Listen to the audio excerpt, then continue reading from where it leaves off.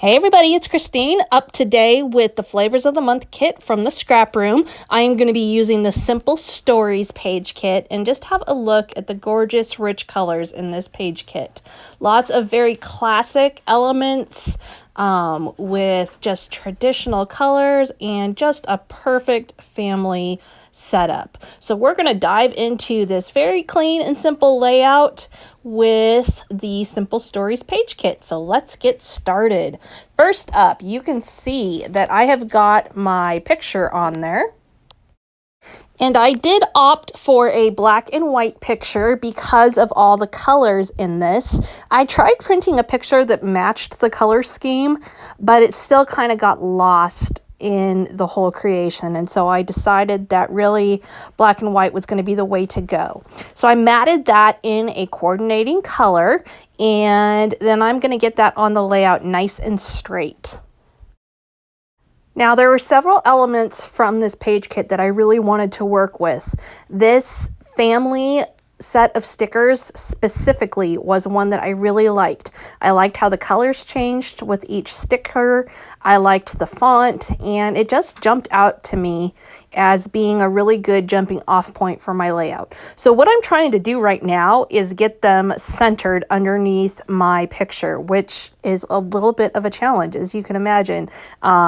Just trying to figure out how to place them just right so everything is spaced correctly when it's not exactly how it was already spaced on the sticker sheet.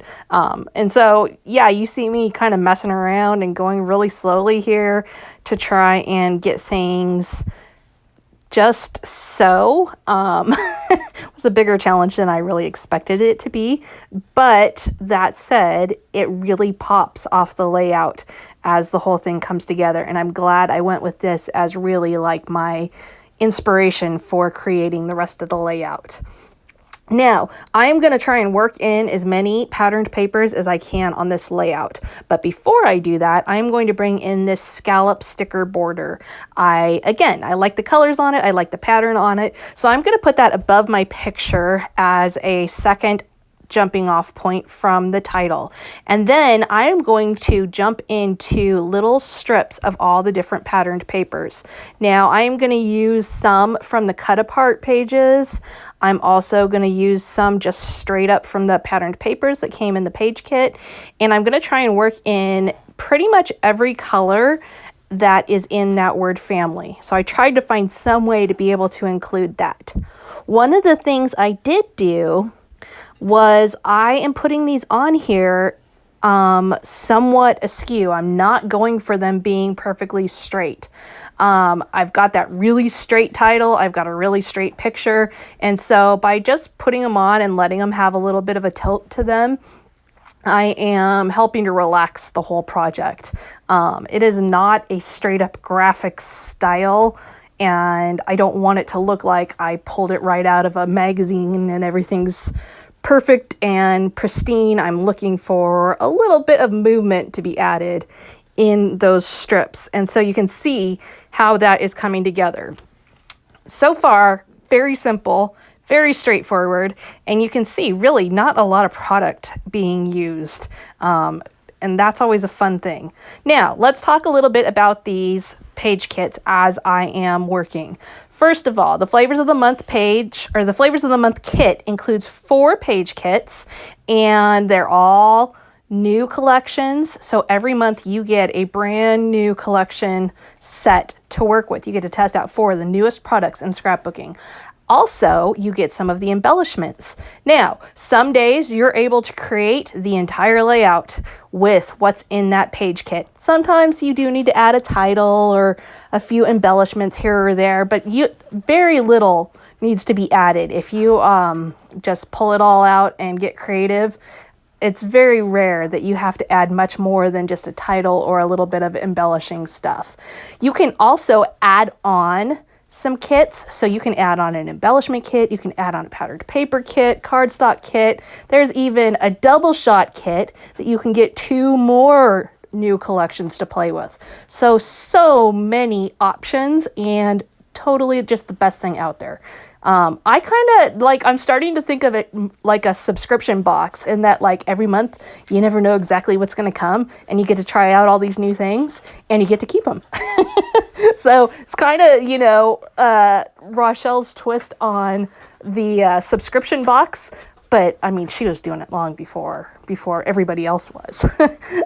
Anyways, you can tell I love it. I've been with him for a couple of years now and use up all my page kits every month. It's just so much fun. So be sure to head over, check out her page kits. I will link you up to it down below. And if you decide to jump in and subscribe, let her know that I sent you, because she likes to know where people are coming from.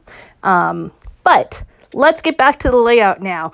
As you can see, not a ton has happened in that time, other than I tore some paper. So I tore some navy blue cardstock and I tore that yellow gingham cardstock. And I just added those to the edges. Again, breaking up the straight lines that I started with and adding some movement to the whole layout. Then I am actually quite close to being done. I am going to pull in some ephemera from the embellishment kit to add just some hearts.